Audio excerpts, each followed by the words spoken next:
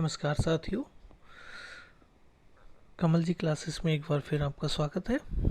उत्तराखंड प्रवक्ता स्क्रीनिंग परीक्षा के अंतर्गत हम लोग प्रैक्टिस सेट की सीरीज़ चला रहे हैं और आज हम सामान्य ज्ञान के अंतर्गत प्रैक्टिस सेट 7 लेकर आए हैं और इस प्रैक्टिस सेट में हम डिस्कस करेंगे भूगोल से संबंधित महत्वपूर्ण 35 MCQs को और ये विश्व के भूगोल से संबंधित MCQs रहने वाला है। तो बहुत ही महत्वपूर्ण टॉपिक आज के वीडियो में प्रस्तुत किया जा रहा है। तो बिना किसी तरीके शुरू करते हैं हम आज का वीडियो। आज के वीडियो का हमारा जो पहला क्वेश्चन है वो है कि ब्रह्मांड की उत्पत्ति से संबंधित बिग बैंग सिद्धांत का प्रतिपादन किसने किया था। ये कई बार ये प्रश्न पूछा गया है, बहुत ही महत्वपूर्ण प्रश्न है। ऑप्शंस हैं abbe George Lemaitre, Edwin Hubble, Doppler, Albert Einstein. तो बिग बैंग थ्योरी का प्रतिपादन जो है वो जॉर्ज लेमेंटियर ने किया था। ऑप्शन ए सही उत्तर होगा प्रश्न संख्या 1 के लिए। यहाँ थोड़ा सा बता दें बिग बैंग थ्योरी क्या है संक्षेप में। ब्रह्मांड की उत्पत्ति के संबंध में बिग बैंग सिद्धांत, जिसे महाविस्फोट सिद्धांत भी कहा जाता है, एक तो इसके दो नाम है, थोड़ा सा इसको ध्यान रखिए। अगर बिग बैंग सिद्धांत की जगह महाविस्फोट सिद्धांत आएगा तो दोनों एक ही है। इसका प्रतिपादन एन जॉर्ज लेमेंटियर ने 1927 ईस्वी में किया था। इसके अनुसार ब्रह्मांड की उत्पत्ति 15 अरब वर्ष पहले एक बड़े विस्फोट के साथ हुई थी और यह जो सिद्धांत है ये सबसे ज़्यादा प्रचलित और प्रमाणित माना गया है। दूसरा प्रश्न है हमारा, तो कहता है एडविन हबल ने किस सिद्धांत से यह प्रमाणित किया कि ब्रह्मांड का निरंतर विस्तार हो रहा है। तो एडविन हबल ने जो सिद्धांत दिया था वो दिया था डॉपलर सिद्धांत। ऑप्शन बी सही उत्तर होगा क्वेश्चन नंबर 2 का। वर्ष 1929 में एडविन हबल ने डॉपलर सिद्धांत का प्रतिपादन किया और इसके अनुसार इन्होंने प्रमाणित किया कि ब्रह्मांड का निरंतर विस्तार हो रहा है। नेक्स्ट है क्वेश्चन नंबर 3 जो बहुत ही महत्वपूर्ण है। प्रश्न कहता है क्षुद्र ग्रह किन दो ग्रहों के बीच पाए जाते हैं। तो अगर हम बात करें यहाँ पे क्षुद्र ग्रह की, तो यह पाए जाते हैं मंगल और बृहस्पति के बीच में। ऑप्शन डी सही उत्तर होगा। अब यहाँ मैं थोड़ा सा क्षुद्र ग्रह के विषय में आपको समझा दूं। मंगल एवं बृहस्पति ग्रह के मध्य पाए जाने वाले छोटे छोटे आकाशीय पिंड जो सूर्य की परिक्रमा करते हैं वे क्षुद्र ग्रह कहलाते हैं। तो यह प्रश्न भी कई बार पूछा गया है, बहुत ही महत्वपूर्ण क्वेश्चन है। नेक्स्ट है क्वेश्चन नंबर 4 जो कहता है कौन सा एकमात्र क्षुद्र ग्रह है जिसे नंगी आंखों से देखा जा सकता है। तो यह आपका है फोरवेस्टा। फोरवेस्टा एक ऐसा क्षुद्र ग्रह है जिसे नंगी आंखों से देखा जा सकता है, अन्य किसी को नहीं देखा जा सकता। नेक्स्ट है क्वेश्चन नंबर 5 जो पूछता है मंदाकिनी क्या होता है। तो यहाँ अगर हम बात करें क्वेश्चन नंबर 5 की, तो यह एक तारों का समूह होता है। ऑप्शन ए सही उत्तर होगा क्वेश्चन नंबर 5 के लिए। थोड़ा सा विस्तार से इसे समझने की कोशिश करें। तारों का एक ऐसा समूह जो धुंधला दिखाई पड़ता है और जो तारों के निर्माण प्रक्रिया की शुरुआत का गैस पुंज है। एक बार फिर से समझें, तारों का एक ऐसा समूह जो धुंधला दिखाई पड़ता है और जो तारे के निर्माण प्रक्रिया की शुरुआत का गैस पुंज है वो मंदाकिनी कहलाता है। हमारी पृथ्वी की जो मंदाकिनी है उसको दुग्ध मेखला या जिसे हम मिल्की वे या आकाश गंगा के नाम से जानते हैं। ये क्वेश्चन भी कई बार पूछा गया है। नेक्स्ट है प्रश्न संख्या 6 जो कहता है सौर मंडल में कौन कौन शामिल है। तो सौर मंडल में दिए गए ऑप्शन में सूर्य, विभिन्न ग्रह एवं उपग्रह, क्षुद्रग्रह, धूमकेतु, उल्का, ये सभी के सभी शामिल हैं। इन सब से मिलके ही सौरमंडल बना है। ऑप्शन डी सही उत्तर होगा क्वेश्चन नंबर 6 के लिए। नेक्स्ट है प्रश्न संख्या 7, जो कहता है सूर्य में ऊर्जा की उत्पत्ति का माध्यम होता है। तो सूर्य में ऊर्जा की उत्पत्ति का माध्यम जो है वो नाभिकीय संलयन है। ऑप्शन बी सही उत्तर होगा क्वेश्चन नंबर 7 के लिए, और यह प्रश्न भी कई बार पूछा गया है। नेक्स्ट है सूर्य की आयु लगभग कितने वर्ष है।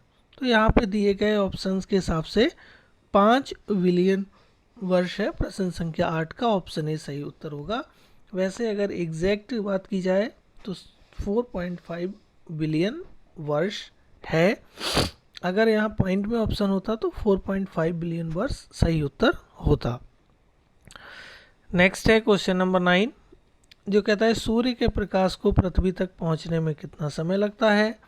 तो सूर्य के प्रकाश को पृथ्वी तक पहुँचने में जो समय लगता है वो लगता है आपका 8 मिनट 16.6 सेकेंड है एग्जैक्ट। तो यहाँ पे 8 मिनट 16 सेकेंड माना गया है। तो ऑप्शन सी सही उत्तर होगा क्वेश्चन नंबर 9 का। 10वां प्रश्न है, जो कहता है सूर्य से निकलने वाली सौर ज्वाला को उत्तरी ध्रुव पर क्या कहते हैं। तो उत्तरी ध्रुव पर इसको ऑरोरा बोरियालिस कहते हैं। सूर्य से निकलने वाली जो सौर ज्वाला है इसको उत्तरी ध्रुव पे ऑरोरा बोरियालिस और दक्षिणी ध्रुव पे ऑरोरा ऑस्ट्रेलिस कहते हैं। ये भी पूछा जा सकता है, इसको ध्यान रखिएगा। जो ऑप्शन बी है हमारा ऑरोरा ऑस्ट्रेलिस, ये हमारा दक्षिणी ध्रुव पे कहलाता है, और ऑरोरा बोरियालिस ये हमारा उत्तरी ध्रुव पे कहलाता है। नेक्स्ट है क्वेश्चन नंबर 11, कहता है हेली नामक धूमकेतु या पुच्छल तारे का परिभ्रमण काल कितने वर्ष का है। तो इसका जो परिभ्रमण काल है वो 76 वर्ष का है। ऑप्शन सी सही उत्तर होगा क्वेश्चन नंबर 11 का। हेली नामक धूमकेतु या जो पुच्छल तारा था इसका परिभ्रमण काल जो है वो 76 वर्ष का है, और ये अंतिम बार 1986 ईस्वी में दिखाई दिया था। अब 1986 के 76 वर्ष बाद ये दोबारा दिखाई देगा। नेक्स्ट है प्रश्न संख्या 12, जो कहता है पृथ्वी अपने अक्ष पर कितने डिग्री झुकी हुई है। तो पृथ्वी अपने अक्ष पर 23.5 डिग्री यानी 23 सही 1/2 डिग्री झुकी हुई है। Option B is the right answer. Next है प्रश्न संख्या 13, पृथ्वी पर 2 अक्षांशों के बीच की दूरी कितनी है। तो यहाँ पे 2 अक्षांशों के बीच की दूरी 111 किलोमीटर है। ऑप्शन ए सही उत्तर होगा क्वेश्चन नंबर 13 के लिए। नेक्स्ट है प्रश्न संख्या 14, जो कहता है कितने डिग्री देशांतर को अंतरराष्ट्रीय तिथि रेखा कहते हैं। तो 180 डिग्री देशांतर को अंतरराष्ट्रीय तिथि रेखा कहते हैं। Option D is the right answer for question number 14। Next question को हम देखते हैं, जो बेहद महत्वपूर्ण प्रश्न है। आंतरिक ग्रह जिन्हें पार्थिव ग्रह कहते हैं इनमें शामिल नहीं है। तो यहाँ मैं पहले थोड़ा सा आपको समझा दूँ। आंतरिक ग्रह, इनको स्थलीय ग्रह, पार्थिव ग्रह या सूर्य के सबसे निकट ग्रह भी कहा जाता है। ये 4 नामों से जाने जाते हैं। आंतरिक ग्रह, स्थलीय ग्रह, पार्थिव ग्रह और सूर्य के सबसे निकट के ग्रह। और यह ग्रह हमारे 4 हैं, बुध, शुक्र, पृथ्वी और मंगल। तो यहाँ पे जो शनि दिया गया है यह आंतरिक ग्रह या पार्थिव ग्रह नहीं है, बाकी बुध, शुक्र, पृथ्वी और चौथा मंगल है। तो यहाँ पे Shani is the right answer for question number 15। Next है क्वेश्चन नंबर 16, जो कहता है पृथ्वी का औसत घनत्व कितना है। तो पृथ्वी के हम औसत घनत्व की बात कर रहे हैं, तो यह हमारा 5.5 है। ऑप्शन सी सही उत्तर होगा प्रश्न संख्या 16 के लिए। नेक्स्ट है क्वेश्चन नंबर 17, जो कहता है निम्नलिखित ज्वालामुखियों में से कौन एक सक्रिय ज्वालामुखी है। देख लेते हैं। पोपा, म्यांमार, किलिमंजारो, क्राकाताओ, एटना। एटना ज्वालामुखी जो इटली की है वो सक्रिय ज्वालामुखी है। ऑप्शन डी सही उत्तर होगा प्रश्न संख्या 17 के लिए। और सक्रिय ज्वालामुखी वे ज्वालामुखियां होती हैं जिनमें से हमेशा उद्गार होता रहता है। नेक्स्ट है क्वेश्चन नंबर 18, जो कहता है निम्नलिखित ज्वालामुखियों में से कौन भूमध्य सागर में लिपारी द्वीप पर स्थित है। तो भूमध्य सागर के लिपारी द्वीप पे स्थित जो ज्वालामुखी है वो स्ट्रोम्बोली है। ऑप्शन बी सही उत्तर होगा क्वेश्चन नंबर 18 के लिए। नेक्स्ट है क्वेश्चन नंबर 19, जो कहता है वह स्थान जहाँ से भूकंपीय तरंगों की उत्पत्ति होती है कहलाती है। वो कहलाती है आपका भूकंप मूल। ऑप्शन ए सही उत्तर होगा प्रश्न संख्या 19 का। नेक्स्ट है क्वेश्चन नंबर 20, जो कहता है भूकंपीय तरंगों को मापने के लिए किस स्केल का प्रयोग किया जाता है। बहुत ही महत्वपूर्ण प्रश्न है और ये हमारा किया जाता है रिक्टर स्केल का। ऑप्शन ए सही उत्तर होगा क्वेश्चन नंबर 20 के लिए। नेक्स्ट है क्वेश्चन नंबर 21, किस महाद्वीप में एक भी ज्वालामुखी नहीं है। तो अगर हम यहाँ पे बात करें तो ऑस्ट्रेलिया महाद्वीप में एक भी ज्वालामुखी नहीं है। ऑप्शन डी सही उत्तर होगा क्वेश्चन नंबर 21 के लिए। और सबसे अधिक सक्रिय ज्वालामुखियाँ अमेरिका एवं एशिया महाद्वीप के तटों पर स्थित हैं। तो ऑप्शन डी क्वेश्चन नंबर 21 का सही उत्तर होगा। 22वां प्रश्न है, विश्व में सर्वाधिक भूकंप किस पेटी में आते हैं। तो विश्व में सर्वाधिक भूकंप जो हैं वो आपके आते हैं प्रशांत पेटी में। ऑप्शन सी सही उत्तर होगा क्वेश्चन नंबर 22 का। प्रश्न संख्या 23, नीदरलैंड में समुद्र तल से नीचे स्थित निम्न भूमि क्षेत्र को किस नाम से जाना जाता है।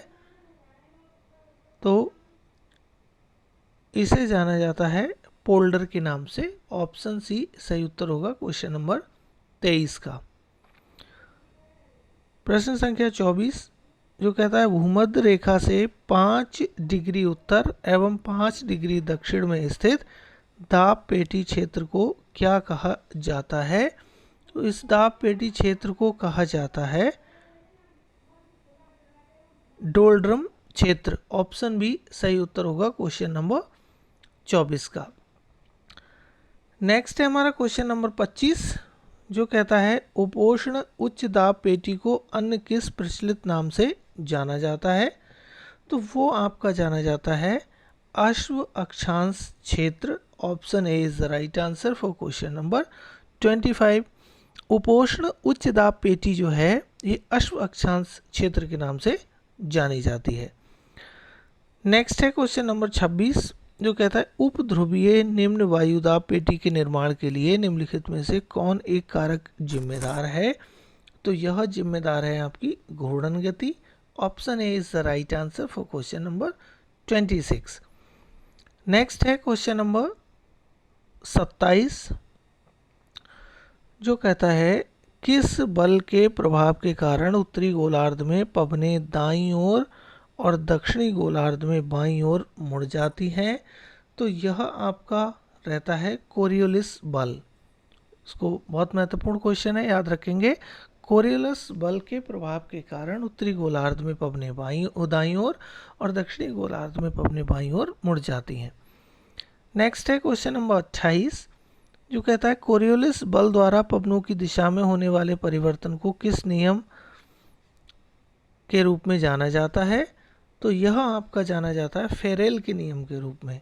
ऑप्शन ए सही उत्तर होगा कि कोरियोलिस बल का पवनों की दिशा में क्या प्रभाव पड़ता है या क्या परिवर्तन होता है, इसको हम फेरेल के नियम के माध्यम से समझ सकते हैं।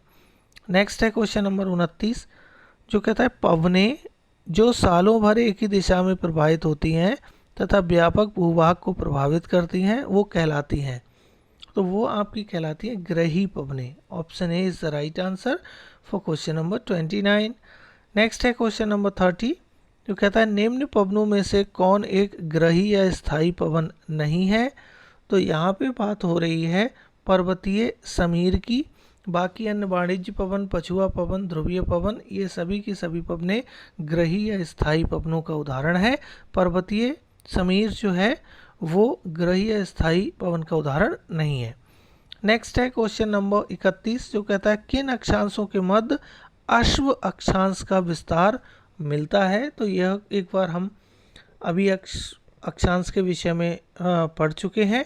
तो ये इसका जो सही आंसर रहेगा वो रहेगा 20 डिग्री से 350 डिग्री के मध्य अश्व अक्षांश का विस्तार देखने को मिलता है।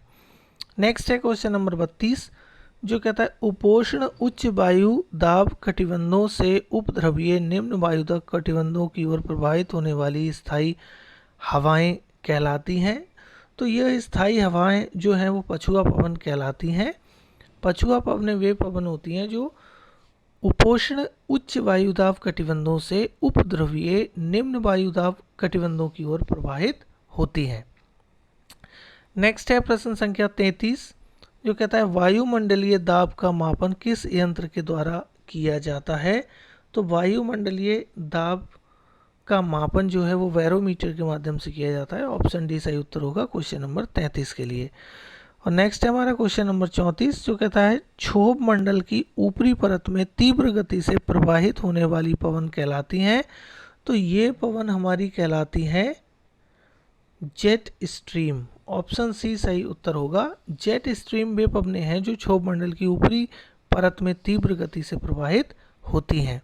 और इस वीडियो का हमारा अंतिम प्रश्न है प्रश्न संख्या 35। प्रश्न संख्या 35 की हम बात कर रहे हैं किन कारणों से भूमध्य रेखीय क्षेत्रों में चक्रवातों की उत्पत्ति नहीं होती है। तो वो कारण है हमारा कोरियोलिस बल के अभाव के कारण। भूमध्य रेखीय क्षेत्रों में कोरियोलिस बल का अभाव होता है, इस कारण से चक्रवातों की उत्पत्ति नहीं होती है। तो फ्रेंड्स आज के वीडियो में हमने डिस्कस किए संसार के या विश्व के भूगोल से संबंधित महत्वपूर्ण 35 प्रश्नों को, और ये वीडियो आपके लिए बहुत ही ज़्यादा लाभदायक रहेगा। कृपया वीडियो को शुरू से लास्ट तक वॉच करें और सभी प्रश्नों को खुद से सॉल्व करने की कोशिश करें। वीडियो को समाप्त करने से पहले एक आपसे विनम्र निवेदन है कि अगर अभी तक आप चैनल पर नए हैं, आपने चैनल को सब्सक्राइब नहीं किया है, तो कृपया चैनल को सब्सक्राइब करें, साथ में लगे बेल आइकन को प्रेस कर दें, जिससे भी चैनल पे अपलोड होने वाले किसी भी वीडियो का नोटिफिकेशन सबसे पहले आपको प्राप्त हो सके। वीडियो पसंद आए तो उसे लाइक कीजिए, अपने दोस्तों में शेयर कीजिए और कमेंट के माध्यम से हमें अवगत कराइए कि हमारा चैनल आपकी स्टडी में कितना मददगार साबित हो रहा है। मिलते हैं आपसे नेक्स्ट वीडियो में, तब तक के लिए नमस्कार।